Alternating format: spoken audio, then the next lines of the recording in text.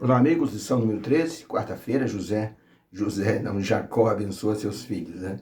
Nós falamos tanto de José que o nome José fica assim na mente o tempo inteiro. Mas Jacó foi um personagem marcante.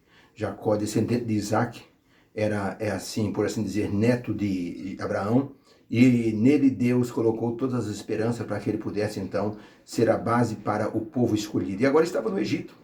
Agora Jacó estava doente, estava enfermo, estava à morte, chamou José, chamou todos os seus filhos, e ali foi um momento solene, os 12 filhos reunidos, mais Manassés e Efraim, filhos de José, e então Jacó proferiu a bênção final. E quando Deus abençoa, não tem como ninguém amaldiçoar. Por isso Deus disse para Abraão, quem te abençoar será abençoado, quem te amaldiçoar será amaldiçoado. Precisamos ter em mente que a bênção do Senhor nos alegra, a bênção do Senhor transforma a nossa vida. Havia um rapaz que era ajudante de sapateiro, vivia sempre reclamando por que tinha aquele trabalho, por que não fazia outro tipo de trabalho e jogava o sapato na parede. E o patrão só não dispensou por incapacidade, porque viu que aquele moço estava precisando de algo na vida dele, precisava de Jesus. O sapateiro então mostrou Jesus para esse moço, e Jesus entrou nesse coração e transformou esse coração. Agora era um moço calmo, era um moço que cantava. E interessante, enquanto ele trabalhava na sapataria, por incrível que pareça, ele colocava ali para ouvir aulas de outras línguas, espanhol, inglês, francês. Aprendeu 4 línguas somente trabalhando. Era uma pessoa transformada, modificada. O patrão olhou e disse, agora sim, agora você está abençoado. Jacó era um homem abençoado. Deus o abençoou em Betel, no Val do Jaboque, mudou o nome dele. E agora Jacó tinha como transferir a bênção que recebeu para os seus filhos. E a pergunta de número 4 tem o seguinte enunciado. De que forma as bênçãos dos filhos de Jacó têm significação espiritual? Cada filho recebeu uma bênção. Vamos então ver o texto, Gênesis 49, depois chamou Jacó seus filhos e disse, ajuntai-vos e anunciar-vos-ei o que há de acontecer nos dias vindouros. Palavras proféticas. Verso 3, Rubem, tu és meu primogênito, minha força e o princípio do meu vigor, o mais excelente em alteza e o mais excelente em poder, impetuoso como a água. Não serás o mais excelente, porquanto subiste ao leito do teu pai. Simeão e Levi são irmãos, as suas espadas são instrumentos de violência, porque no seu furor mataram homens e na sua teima arremataram bois. Maldito seja o teu furor, pois era forte, e a tua ira era também forte, era dura. Mas eu os dividirei em Jacó, e os espalharei em Israel. De maneira que Judá, a ti te louvarão os teus irmãos, e a tua mão será sobre o pescoço dos teus inimigos.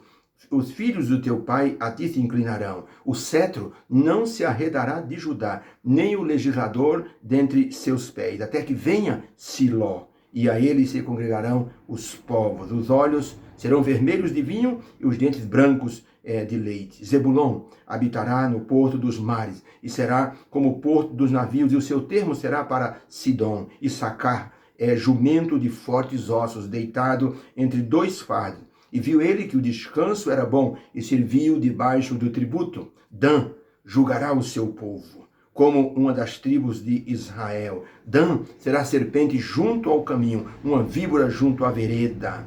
Quanto a Gade, uma tropa o acometerá, mas ele a acometerá por fim e vencerá. De Aser, o seu pão será gordo e será delícias reais. Naftali é uma gazela solta, ele dá palavras formosas, sabe falar. José é um ramo frutífero junto à fonte do valente de Jacó, de onde o pastor é chamado pedra de Israel. Benjamim é lobo que despedaça pela manhã, comerá a presa e à tarde repartirá o seu despojo. Todas essas são as 12 tribos de Israel. E isto é o que lhe falou seu pai quando abençoou a cada um deles. Então, para a pergunta de que forma as bênçãos de Jacó se tornaram bênçãos com significado profético e espiritual, resposta, as bênçãos foram palavras proféticas sobre cada filho e principalmente sobre Judá, de onde nasceria Jesus, a esperança de salvação para toda a humanidade, confirmando a promessa a Abraão, em ti serão benditas todas as famílias da terra.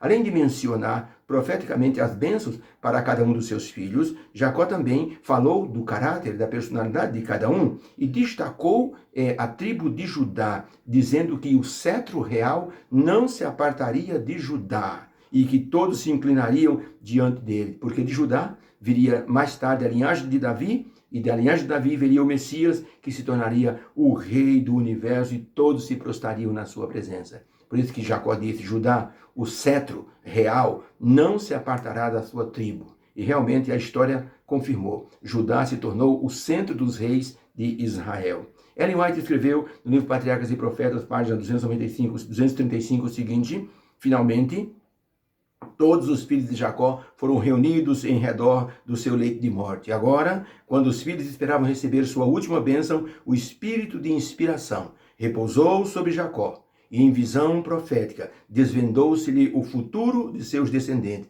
um após o outro. Os nomes dos seus filhos foram mencionados, descrito o caráter de cada um, e de modo breve predita a futura história das tribos. Que interessante, hein? O Espírito de Deus, o Espírito Santo, é que falou através de Jacó. Profeticamente colocou diante deles o que aconteceria no futuro. Lembram-se da expressão Gade: uma tropa o acometerá, mas você será vencedor nessa guerra. Mostrando que a tribo de Gade sempre teria uma tribo guerreira. Pergunta 5. Que profecia dada sobre Judá se tornou tão importante e por quê? Gênesis 49, de 8 a 12, Judá, a ti te louvarão os teus irmãos, e a tua mão será sobre o pescoço dos teus inimigos, e os filhos do teu pai a ti se inclinarão. O cetro não se arredará de Judá, nem o legislador dentre seus pés, até que venha Siló, e a ele se congregarão os povos. Ele amarrará o seu jumentinho numa vide, num pé de uva. Ele lavará a sua roupa no vinho, e a sua capa em sangue de uva.